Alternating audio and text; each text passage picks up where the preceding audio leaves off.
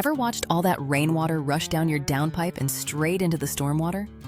Here's how to divert it to your garden using a simple DIY diverter, saving water and helping your plants. This matters because tap water is expensive and rainwater is perfect for the garden. First, pick a downpipe close to your garden beds.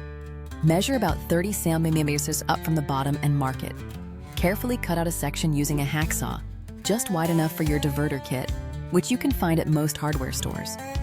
Fit the diverter into the gap, making sure the outlet points towards a hose or pipe leading to your garden. Secure the diverter with screws or the clips provided. Attach a garden hose to the diverter outlet and run it to where you want the water to go. Make sure the hose doesn't create a trip hazard or pool water near your house. Don't forget to check for leaks and clear out leaves every season. One mistake is forgetting to direct overflow back to the stormwater in heavy rain. Always use diverters with overflow protection. Now every rain shower helps your garden thrive and saves you money. Simple, practical, and anyone can do it.